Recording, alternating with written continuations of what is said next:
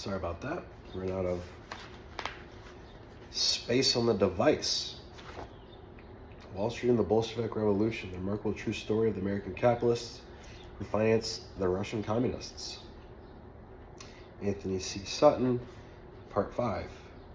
Shouldn't take too long to wrap up now. So we'll restart again. Are there other examples of double dealing by influential groups generally known as the establishment? B. Can these examples be extended into other areas? For example, is there evidence that labor troubles have been instigated by these groups? C. What is the ultimate purpose of these pincer tactics? Can they be related to the Marxian axiom, thesis versus antithesis yields synthesis? Let me say that again. Can they be related to the Marxian axiom, thesis versus antithesis yields synthesis? It is a puzzle why the Marxist movement would attack capitalism head-on. Its objective was a communist world, and if it truly accepted the dialectic. The objective is a communist world, that is, if communism is desired synthesis and capitalism is thesis, then something apart from capitalism or communism has to be antithesis.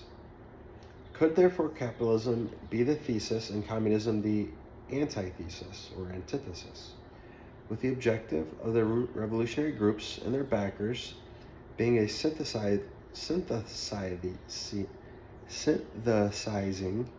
of the two systems into some world system yet undescribed? Morgan and Rockefeller aid Kolchak. Concurrently with these efforts to aid the Soviet Bureau and United Americans, the J.P. Morgan firm, which controlled guarantee trusts, was providing financial assistance for one of the Bolsheviks' primary opponents, Admiral Alexander Kolchak in Siberia. On June 23, 1919, Congressman Mason introduced House Resolution 132, instructing the State Department, quote, to make inquiry as to all and singular as to the truth of press reports, unquote, charging that Russian bondholders had used their influence to bring about the, quote, retention of American troops in Russia, unquote, in order to ensure continued payment of interest on bonds. According to a file memorandum by Basil Miles, an associate of William F. Sands, Congressman Mason charged that certain banks, were attempting to secure recognition of Admiral Kolchak in Siberia to get payment on former Russian bonds. Then in August 1919, the Secretary of State, Robert Lansing, received from the Rockefeller-influenced National City Bank of New York a letter requesting official comment on a proposed loan of $5 million to Admiral Kolchak, and from J.P. Morgan & Co. and other bankers, another letter requesting the views of the department concerning an additional proposed 10 million sterling loan to Kolchak by a consortium of British and American bankers. Secretary Lansing informed the bankers that the United States had not recognized Kolchak and, although prepared to render him assistance, quote, the department did not feel it could assume the responsibility of encouraging such negotiations, but that, nevertheless, there seemed to be no objection to the loan provided the bankers deemed it advisable to make it, unquote. Subsequently, on September 30th, Lansing informed the American Consul General at Omsk that the, quote, loan has since gone through in regular course, unquote. 2/5 was taken up by British banks and 3/5 by American banks. 2/3 of the total was to be spent in Britain and the United States, and the remaining 1/3 wherever the Kolchak government wished. The loan was secured by Russian gold that was shipped to San Francisco.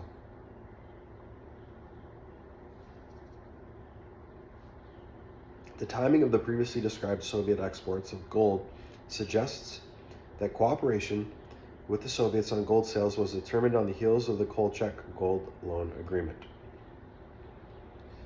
The Soviet gold sales and the Kolchak loan also suggest that Carroll Quigley's statement that Morgan interests infiltrated the domestic left applied also to overseas revolutionary and counter-revolutionary movements. Summer 1919 was a time of Soviet military reverses in their Crimea and the Ukraine, and this black picture may have induced the British and American bankers to mend their fences with the anti-Bolshevik forces. The obvious rationale would be to have a foot in all camps, and so be in a favorable position to negotiate for concessions in business after the revolution or counter-revolution had succeeded and a new government stabilized. As the outcome of any conflict cannot be seen at the start, the idea is to place sizable bets on all the horses in the revolutionary race. Thus, assistance was given on the one hand to the Soviets, on the other to Kolchak. While the British government was supporting Denikin in the Ukraine, and the French government went to the aid of the Poles. In autumn 1919, the Berlin newspaper Berliner Zeitung am Mittag, October 8th and 9th, accused the Morgan firm of financing the West Russian government and the Russian-German forces in the Baltic fighting the Bolsheviks, both allied to Kolchak. The Morgan firm strenuously denied the charge. Quote, "This firm has no discussion or meeting with the West Russian government or with anyone pretending to represent it at any time," unquote. But if the financing charge was inaccurate, there is evidence of collaboration. Documents found by Latvian government intelligence among the papers of Colonel Vermont, commander of the Western Volunteer Army, confirm, quote, "the relations claimed existing between Kolchak's London agent and the German industrial ring, which was back of Vermont," unquote. In other words, we know that J.P. Morgan, London, and New York bankers financed Kolchak. There's also evidence that connects Kolchak and his army with other anti-Bolshevik armies. Excuse me. And there seems to be little question that German industrial and banking circles were financing the all-Russian anti-Bolshevik army in the Baltic. Obviously, bankers' funds have no national flag. Chapter 11, the Alliance of Bankers and Revolution. The name Rockefeller does not connote a revolutionary, and my life situated has fostered a careful and cautious attitude that verges on conservatism. I am not given to, errant causes. John D. Rockefeller III, The Second American Revolution, New York, 1973. The evidence presented, a synopsis. Evidence already published by George Katkov, Stefan Posany, and Michael Futrell has established that the return of Russia of Lenin and his party of exiled Bolsheviks, followed a few weeks later by a party of Mensheviks, was financed and organized by the German government. Michael Futrell, Northern Underground. Stefan Posny, Lenin, the Compulsive Revolutionary. And George Katkov, German Foreign Office documents on financial support to the Bolsheviks in 1917.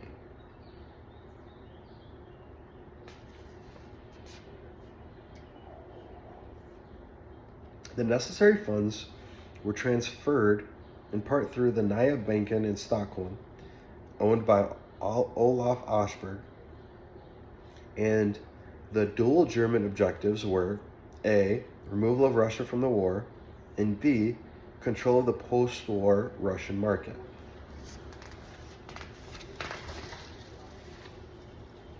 We have now gone beyond this evidence to establish a continuing working relationship between Bolshevik banker Olaf Aschberg and the Morgan-controlled Guarantee Trust Company in New York before, during, and after the Russian Revolution. In Tsarist times, Aschberg was the Morgan agent in Russia and negotiator for Russian loans in the United States. During 1917, Oshberg was financial intermediary for the revolutionaries. And after the revolution, Oshberg became head of Roscombank, the first Soviet international bank, while Max May, a vice president of the Morgan-controlled Guarantee Trust, became director and chief of the Roscombank Foreign Department. We have presented documentary evidence of a continuing working relationship between the Guarantee Trust Company and the Bolsheviks. The directors of Guarantee Trust in 1917 are listed in Appendix 1. Moreover,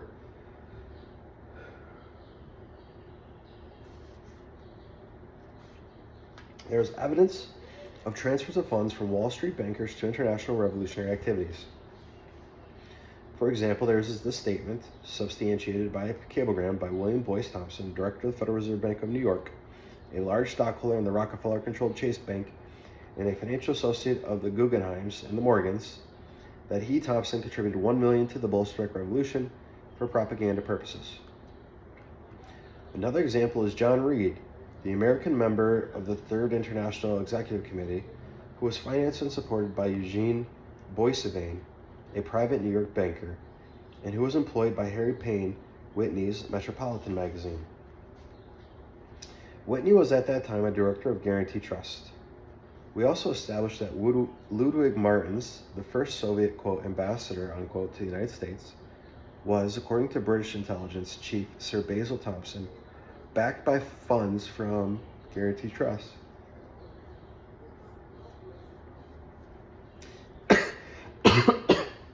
Excuse me. In tracing Trotsky's funding in the United States, we arrived at German sources, yet to be identified, in New York. And though we do not know the precise German sources of Trotsky's funds, we do know that von Pavenstet, the chief German espionage paymaster in the United States, was also senior partner of AMSINC & Co. AMSINC was owned by the all-ever-present American International Corporation, also controlled by J.P. Morgan firm. Further, Wall Street firms, including Guarantee Trust, were involved with Carranza's and Villa's wartime revolutionary activities in Mexico. We also identified documentary evidence concerning a Wall Street syndicate's financing of the 1912 Sun Yat-sen revolution in China, a revolution that is today hailed by the Chinese communists as the precursor of Mao's revolution in China. Charles B. Hill, New York attorney negotiating with Sun Yat-sen in behalf of the syndicate, was a director of 3 Westinghouse subsidiaries, and we found that Charles R. Crane of Westinghouse in Russia was involved in the Russian Revolution. Quite apart from finance, we identified other and possibly more significant evidence of Wall Street involvement in the Bolshevik cause.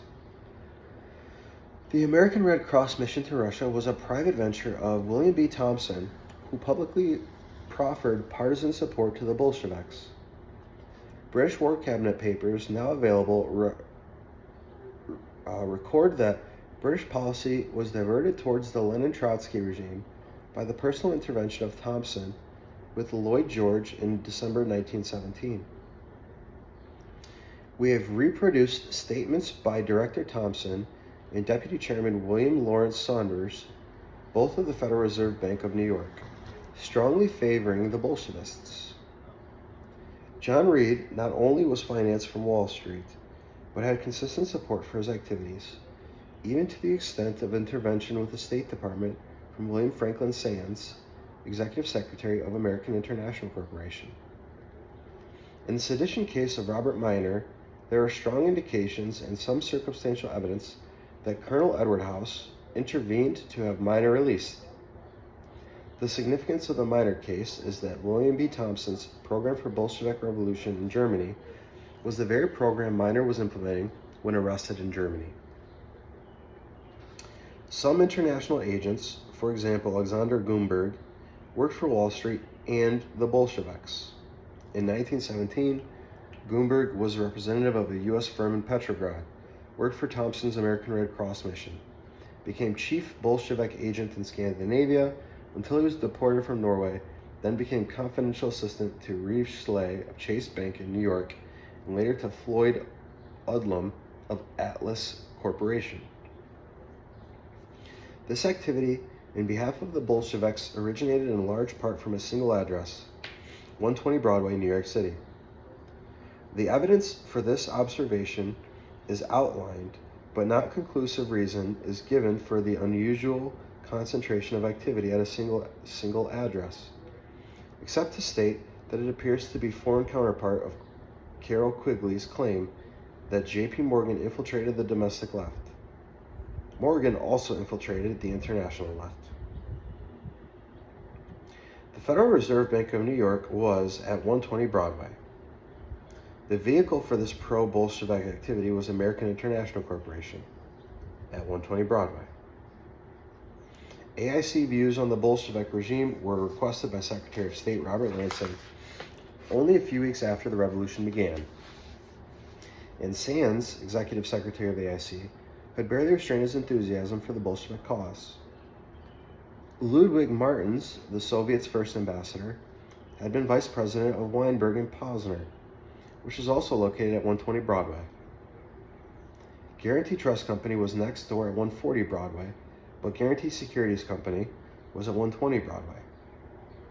In 1917, Hunt, Hill, and Betts was at 120 Broadway, and Charles B. Hill of this firm was a negotiator in the Sun Yat-sen dealings. John McGregor Grant Co., which was financed by Olaf Oshberg in Sweden and Guarantee Trust in the United States, and which was on the military intelligence blacklist, was at 120 Broadway. The Guggenheims and the executive heart of General Electric, also interested in American International, were at 120 Broadway. We find it therefore hardly surprising that the Bankers Club was also at 120 Broadway, on the top floor, the 34th. Excuse me. It is significant that support for the Bolsheviks did not cease with consolidation of the revolution. Therefore, this support cannot be wholly explained in terms of the war with Germany. The American-Russian syndicate formed in 1918 to obtain concessions in Russia was backed by the White, Guggenheim, and Sinclair interests. Directors of companies controlled by these three financiers included Thomas W. Lamont, Guarantee Trust, William Boyce Thompson, Federal Reserve Bank, and John Reed's employer Harry Payne Whitney, Guarantee Trust. This strongly suggests that the syndicate was formed to cash in on earlier support for the Bolshevik cause in the Revolutionary period.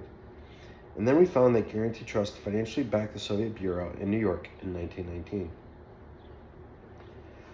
The first really concrete signal that previous political and financial support was paying off came in 1923 when the Soviets formed their first international bank, Ruscombank. Morgan associate Olaf Oshberg became nominal head of the Soviet bank. Max May, a vice president of Guarantee Trust, became a director of Ruscombank, and the Ruscombank promptly appointed Guarantee Trust Company its U.S. agent. The explanation for the unholy alliance. What motive explains this coalition of capitalists and Bolsheviks? Russia was then, and is today, the largest untapped market in the world. Moreover, Russia, then and now, constituted the greatest potential competitive threat to American industrial and financial supremacy. A glance at our world map is sufficient to spotlight the geographical difference between the vast land mass of Russia and the smaller United States. Wall Street must have cold shivers when it visualizes Russia as a second super American industrial giant. But why allow Russia to become a competitor and challenge to U.S. supremacy? In the late 19th century, Morgan, Rockefeller, and Guggenheim had demonstrated their monopolistic proclivities. In Railroads and Regulation, 1877 through 1916, Gabriel Coco has demonstrated how the railroad owners, not the farmers, wanted state control of railroads in order to preserve their monopoly and abolish competition. So the simplest explanation of our evidence is that a syndicate of Wall Street financiers enlarged their monopoly ambitions and broadened horizons on a global scale. The gigantic Russian market was to be converted into a captive market and a technical colony to be exploited by a few high-powered American financiers and the corporations under their control. What the Interstate Commerce Commission and the Federal Trade Commission under the thumb of American industry could achieve for that industry at home, a planned socialist government could achieve for it abroad, given suitable support and inducements from Wall Street and Washington, D.C. Finally, lest this explanation seem too radical, remember that it was Trotsky who appointed Tsarist generals to consolidate the Red Army, that it was Trotsky who appealed for American officers to control revolutionary Russia and intervene in behalf of the Soviets. It was Trotsky who squashed first the libertarian element in the Russian Revolution, and then the workers and peasants, and that recorded history totally ignores the 700,000 man Green Army composed of ex-Bolsheviks angered at betrayal of the revolution, who fought the whites and the reds. In other words, we are suggesting that the Bolshevik Revolution was an alliance of statists, statist revolutionaries, and statist financiers aligned against the genuine revolutionary libertarian elements in Russia. See also Volin, V.M. Eichenbaum, 1917, The Russian Revolution Betrayed. New York Libertarian Book Club.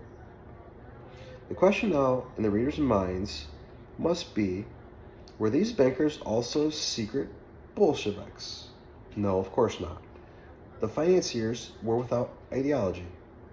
It would be a gross misinterpretation to assume that assistance for the Bolsheviks was ideologically motivated in any narrow sense. The financiers were power motivated and therefore assisted any political vehicle that would give them an entree to power. Trotsky, Lenin, the Tsar, Kolchak, Denikin all received aid more or less. All that is, but those who wanted a truly free individualist society. Neither was aid restricted to status Bolsheviks and status counter-Bolsheviks. John P. Diggins, in Mussolini and Fascism, The View from America, has noted in regard to Thomas Lamont of Guarantee Trust that, quote, of all American business leaders, the one who most vigorously patronized the cause of fascism was Thomas W. Lamont, head of the powerful J.P. Morgan banking network. Lamont served as something of a business consultant for the government of fascist Italy, unquote. Lamont secured a $100 million loan for Mussolini in 1926 at a particularly crucial time for the Italian dictator.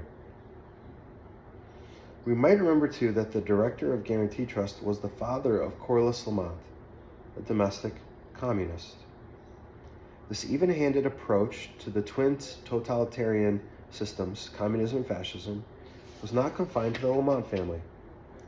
For example, Otto Kahn, director of American International Corporation, and Kuhn, Loeb & Co. felt sure that, quote, American capital invested in Italy will find safety, encouragement, opportunity, and reward, unquote. This is the same Otto Kahn who lectured the Socialist League of Industrial Democracy in 1924 that its objectives were his objectives. They differed only, according to Otto Kahn, over the means of achieving these objectives. Ivy Lee, Rockefeller's public relations man, made similar pronouncements and was responsible for selling the Soviet regime to the gullible American public in the 1920s. We also have observed that Basil Miles, in charge of the Russian desk at the State Department and former associate of William Franklin Sands, was decidedly helpful to the businessman promoting Bolshevik causes. But in 1923, the same Miles authored a pro-fascist article, Italy's Black Shirts in Business. Success of the fascists is an expression of Italy's youth, unquote, wrote Miles while glorifying the fascist movement and applauding its esteem for American business. The Marburg Plan. The Marburg Plan, financed by Andrew Carnegie's ample heritage, was produced in the early years of the 20th century. It suggests premeditation for this kind of superficial schizophrenia, which in fact masks an integrated program of power acquisition. Quote, what then if Carnegie and his unlimited wealth, the international financiers and the socialists, could be organized in a movement to compel the formation of a league to enforce peace? Unquote. The governments of the world, according to the Marbury Plan, were to be socialized, while the ultimate power would remain in the hands of the international financiers. Quote, to control its councils and enforce peace, and so provide a specific for all the political ills of mankind. Unquote. This idea was knit with other elements with similar objectives. Lord Milner in England provides this transatlantic example of banking interests, recognizing the virtues and possibilities of Marxism. Milner was a banker, influential in British wartime policy, and pro-Marxist. In New York, the Socialist X Club was founded in 1903.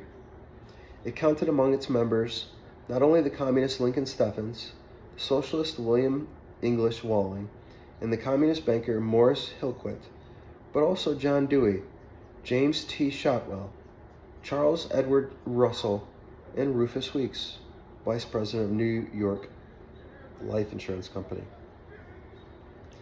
The annual meeting of the Economic Club in the Astor Hotel, New York, witnessed socialist speakers.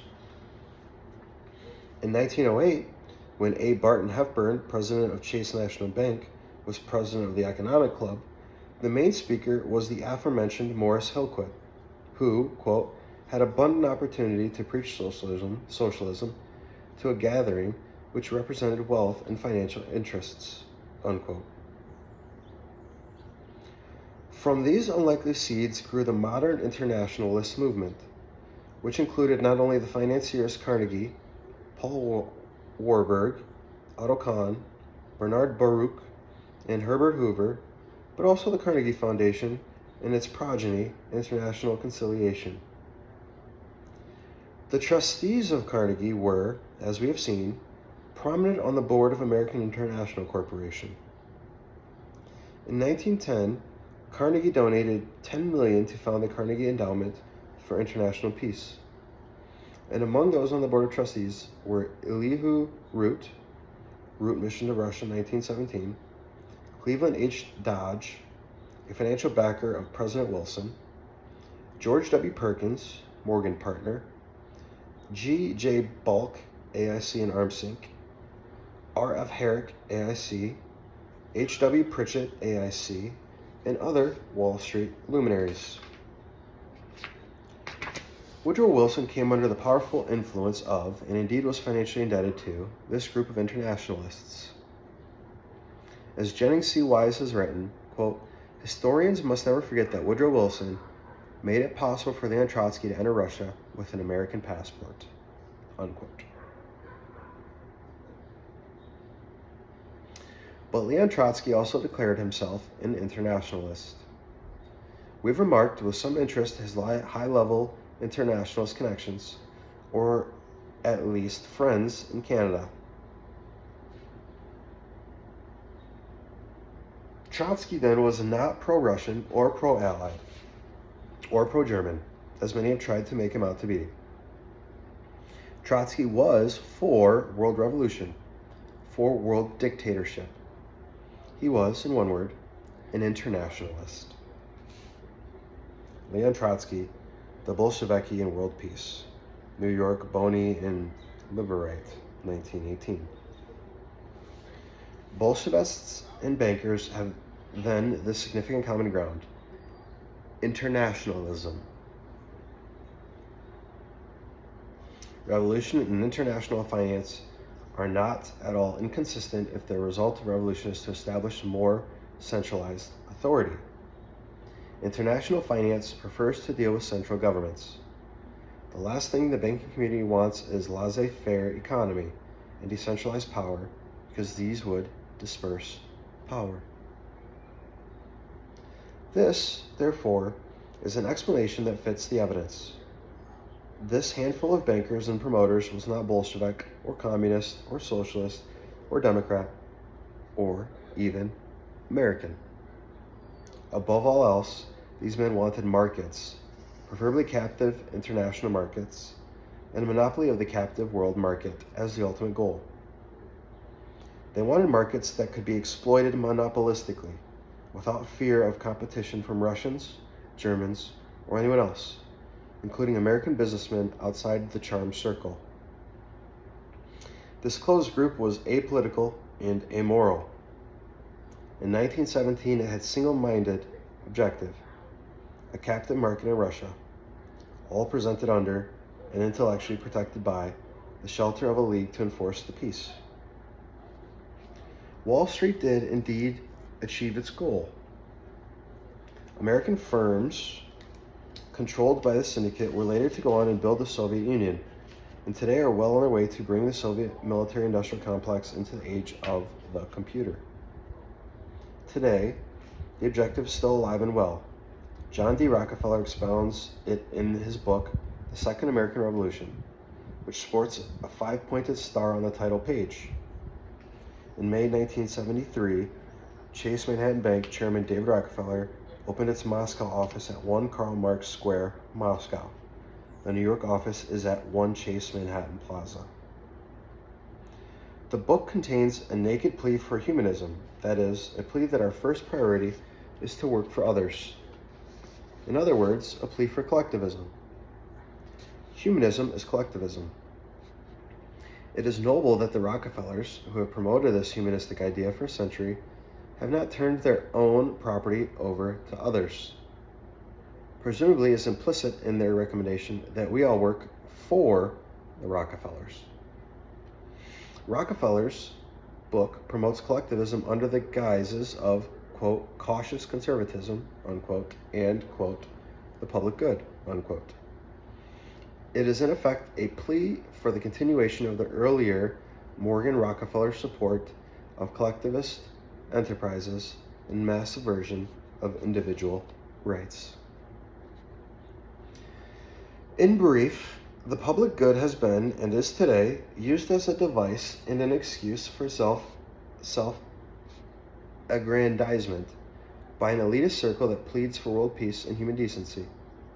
But so long as the reader looks at world history in terms of an inexorable Marxian conflict between capitalism and communism, the objectives of such an alliance between international finance and international revolution remain elusive. So will the ludicrousness of promotion of the public good by plunderers. If these alliances still elude the reader, then he should ponder the obvious fact that these same international interests and promoters are always willing to determine what the other people should do, but are signally unwilling to be first in line to give up their own wealth and power. Their mouths are open, their pockets are closed. This technique, used by the monopolists to gouge society, was set forth in the early 20th century by Frederick C. Howe, The Confessions of a Monopolist. First, says Howe, politics is a necessary part of business. To control industries is necessary to control Congress and the regulators, and thus make society go to work for you, the monopolist. So according to Howe, the two principles of a successful monopolist are, quote, first, let society work for you, and second, make a business of politics, unquote. These, wrote Howe, are the basic, quote, rules of big business, unquote. Is there any evidence that his magnificently sweeping objective was also known to Congress and the academic world? Certainly, the possibility was known and known publicly. For example, witness the testimony of Albert Rise Williams, an astute commentator on the Revolution before the Senate Overman Committee. Quote, it is probably true that under the Soviet government, industrial life will perhaps be much slower in development than under the usual capitalistic system. But why should a great industrial country like America desire the creation and consequent competition of another great industrial rival. Are not the interests of America in this regard in line with the slow tempo of development which Soviet Russia projects for herself? Senator Wolcott. Then your argument is that it would be to the interests of America to have Russia repressed. Mr. Williams. Not repressed. Senator Wolcott. You say, why should America desire Russia to become an industrial competitor with her? Mr. Williams. This is speaking from a capitalistic standpoint. The whole interest of America is not, I think, to have another great industrial rival like Germany, England, France, and Italy thrown on the market in competition. I think another government over there besides the Soviet government would perhaps increase the tempo or rate of development of Russia, and we would have another rival. Of course, this is arguing from a capitalistic standpoint. Senator Wolcott. So you are presenting an argument here which you think might appeal to the American people. Your point being this, that if we recognize the Soviet government of Russia as it's constituted, we will be recognizing a government that cannot compete with us in industry for a great many years. Mr. Williams.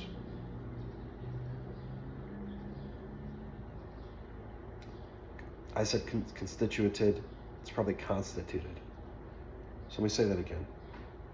Senator Wolcott. So you are presenting an argument here which you think might appeal to the American people.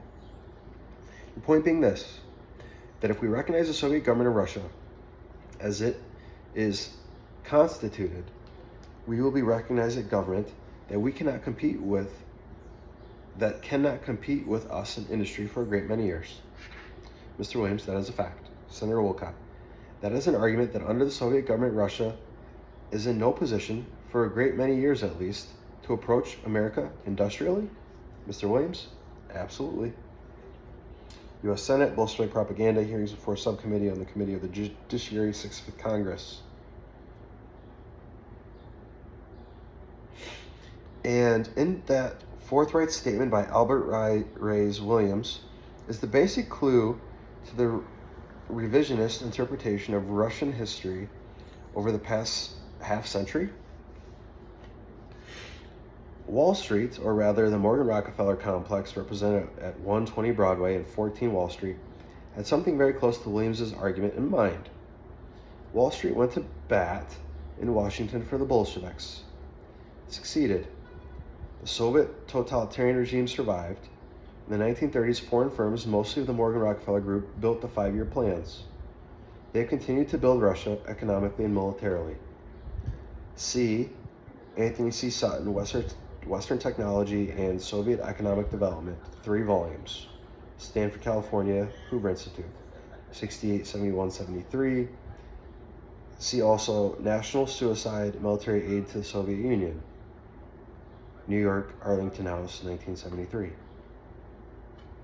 On the other hand, Wall Street presumably did not foresee the Korean War and the Vietnam War, in which 100,000 Americans and countless allies lost their lives to Soviet armaments, built with the same imported U.S. technology. What seemed a far-sighted and undoubtedly profitable policy for a Wall Street syndicate became a nightmare for millions outside the elitist power circle and the ruling class.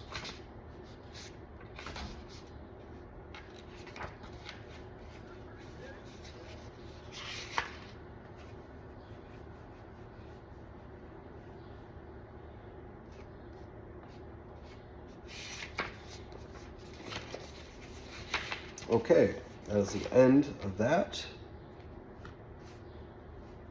Thank you for being here. Appendix 1 lists the directors of major banks, firms, and institutions mentioned in this book. We've read the book, so I'm not going to reread that. It's just lists. I'll list the institutions. American International Corporation, 120 Broadway. Chase National Bank. Equitable Trust Company, 37 through 43 Wall Street. Federal Advisory Council. Federal Reserve Bank of New York, 120 Broadway. Federal Reserve Board. Guarantee Trust Company, 140 Broadway. National City Bank. National Bank für Deutschland, Sinclair Consolidated Oil Corporation, 120 Broadway. J.G. White Engineering Corporation. Appendix 2. The Jewish Conspiracy Theory of the Bolshevik Revolution.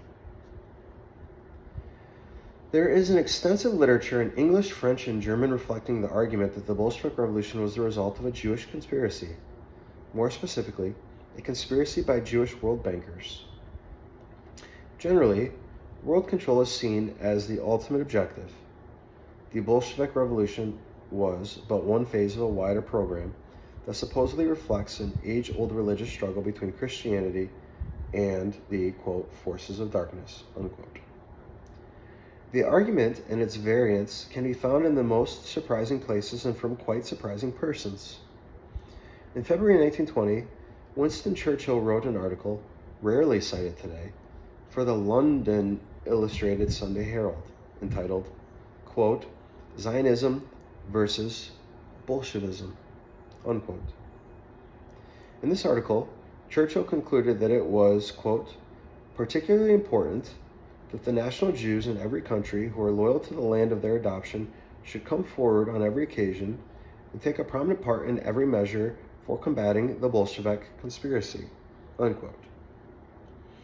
Churchill draws a line between, quote, national Jews, unquote, and what he calls international Jews, unquote. He argues that, quote, international and for the most atheistical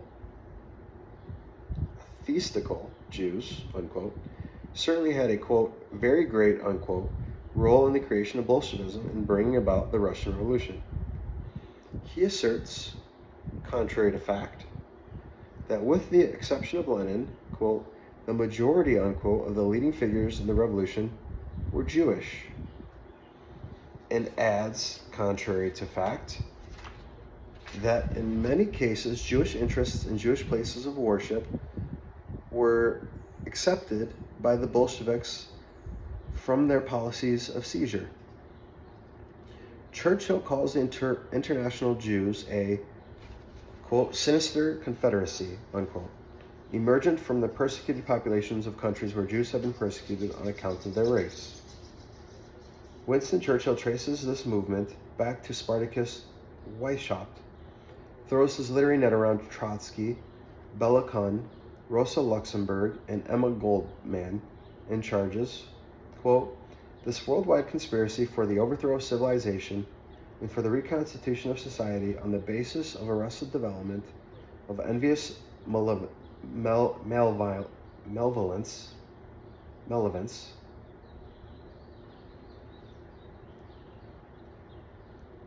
and impossible equality, has been steadily growing, unquote. Malevolence. Churchill then argues that this conspiratorial Spartacus Weishaupt group has been the mainspring of every subversive movement in the 19th century. While pointing out that Zionism and Bolshevism are competing for the soul of the Jewish people, Churchill in 1920 was preoccupied with the role of the Jew in the Bolshevik Revolution and the existence of worldwide Jewish conspiracy. Another well-known author in the 1920s, Henry Wickham Steed, describes in the second volume of his Through 30 Years, 1892 through 1922, how he attempted to bring the Jewish conspiracy concept to the attention of the Colonel Edward M. House and President Woodrow Wilson. One day in March 1919, Wickham Steed called Colonel House and found him disturbed over Steed's recent criticism of U.S. recognition of the Bolsheviks.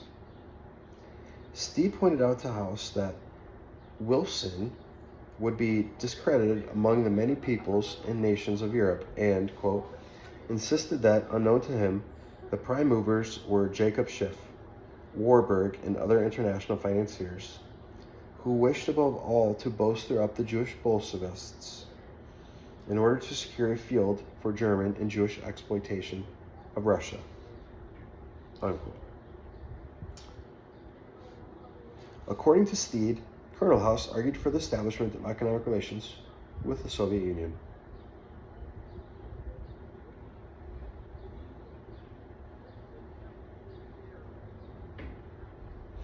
Probably the most superficially damning collection of documents on the Jewish conspiracy is in the State Department decimal file 861.00/5339. The central document is the one entitled, quote, Bolshevism and Judaism, unquote, dated November 13th, 1918. The text is in the form of a report which states that the revolution in Russia was engineered, quote, in February 1916, unquote. And, quote, it was found that the following persons and firms were engaged in this destructive work, unquote. Jacob Schiff, Jew. Kuhn, Loeb and Company, Jewish firm. Management, Jacob Schiff, Jew. Felix Warburg, Jew. Otto H. Kahn, Jew. Mortimer L. Schiff, Jew. Jerome Hauner, Jew. Guggenheim, Jew. Max Breton, Jew. Isaac Salomon, Jew. The report goes on to assert that there can be no doubt that the Russian Revolution was started and engineered by this group, and that in April 1917, Jacob Schiff in fact made a public announcement that it was due to his financial influence that the Russian Revolution was successfully accomplished, and that spring 1917, Jacob Schiff started to finance Trotsky, a Jew, for the purpose of accomplishing a social revolution in Russia.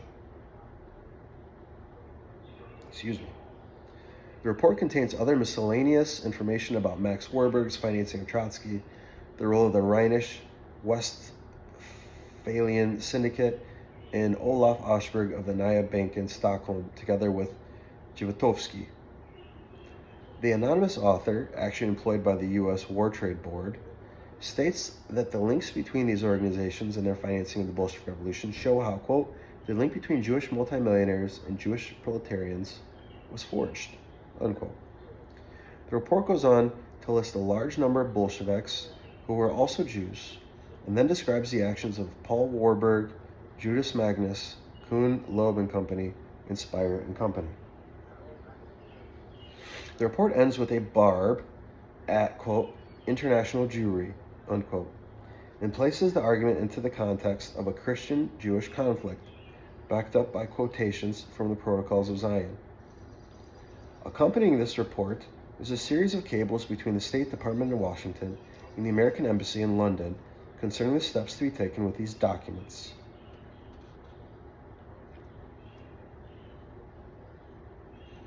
October 16th, 1919, in confidential file. Secret for Winslow from Wright. Financial aid to Bolshevism and Bolshevik Revolution in Russia from prominent AM Jews. Jacob Schiff, Felix Warburg, Otto Kahn, Mendel Schiff, Jerome Hauner, Max Breton, and one of the Guggenheims. Document, in possession of Brit police authorities from French sources, asks for any facts. October 17th, Great Britain, telegram 6084, noon, RCH 5399, very secret. Right from Winslow. Financial aid to Bolshevik Revolution in Russia from prominent AM Jews, no proof, but investigating. Asks to urge Britain authorities to suspend publication at least until receipt of documents by department. November 28th, Great Britain, telegram 6223, R 5 p.m. 5399, for Wright. Document, financial aid to Bolsheviki by prominent American Jews. Reports, identified as French translation of a statement originally prepared in English by Russian citizen in AM, etc. See most unwise to give the distinction of publicity.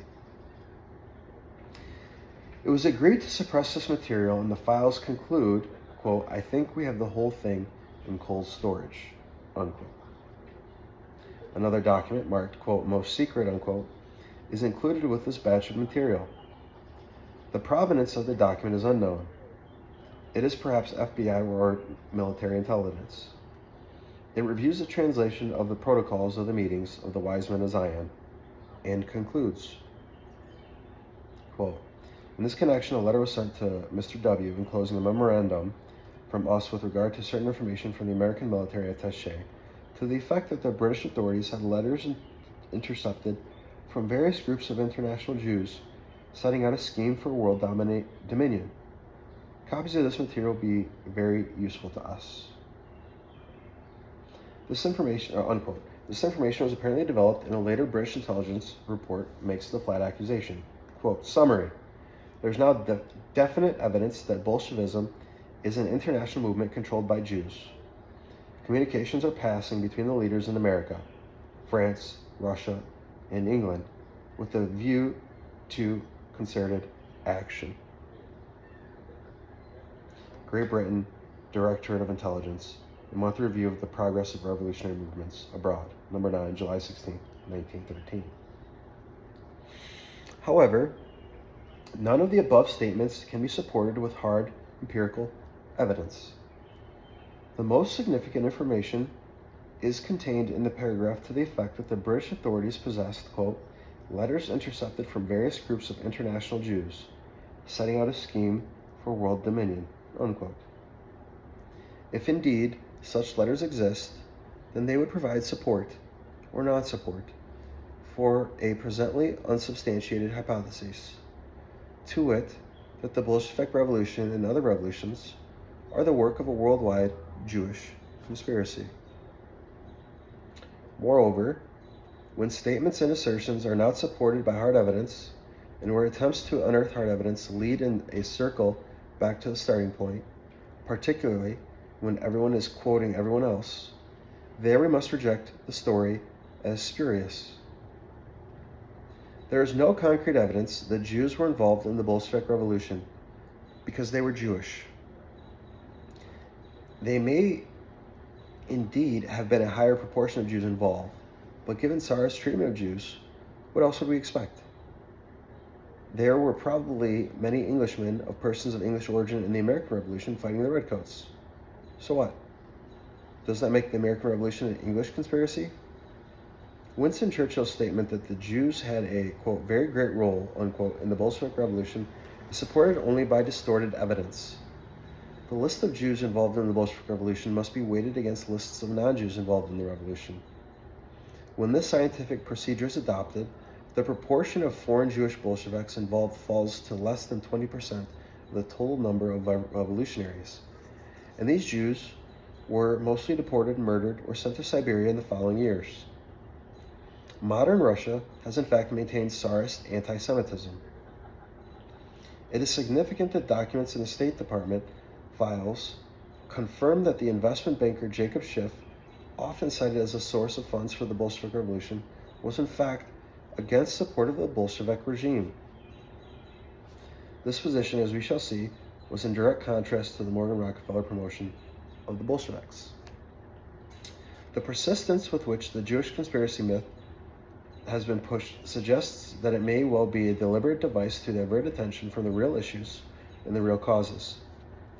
The evidence provided in this book suggests that New York bankers, who are also Jewish, had relatively minor roles in supporting the Bolsheviks, while the New York bankers who were also Gentiles, Morgan, Rockefeller, Thompson, had major roles.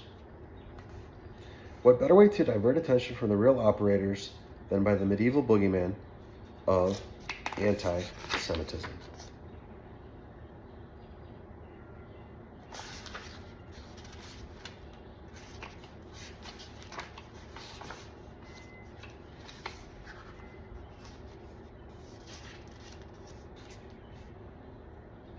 All right, and that is it. I'm going to read this message here.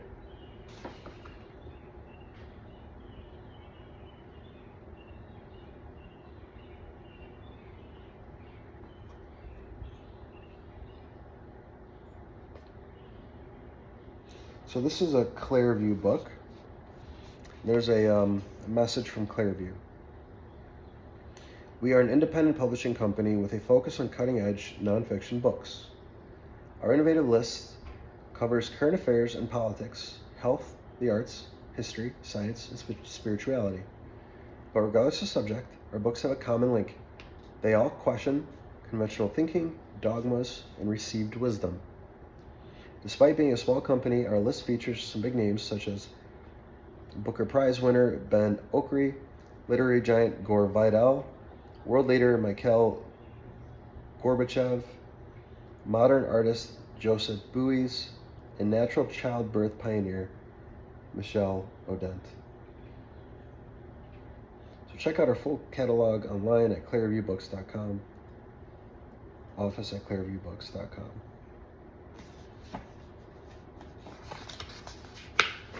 Is this book in the Library of Congress?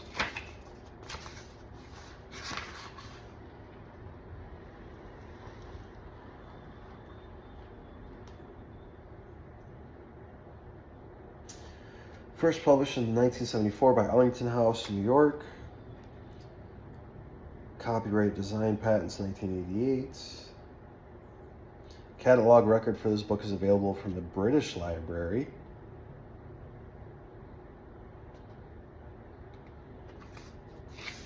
I do not believe this is in the United States Library of Congress. At least this book does not have that stamped.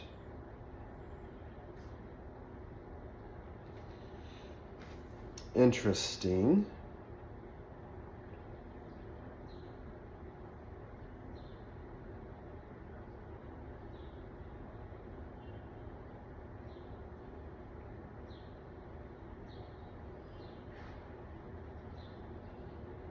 Yeah. So there are two more books, Wall Street and the Rise of Hitler, and then Wall Street and FDR. I have Wall Street and the Rise of Hitler. I need to get Wall Street and FDR, both by Anthony C. Sutton. Not sure if I'm going to read that one next. I have another one coming today, so we'll see. But yeah, another book down. Appreciate you guys. Thanks for being here.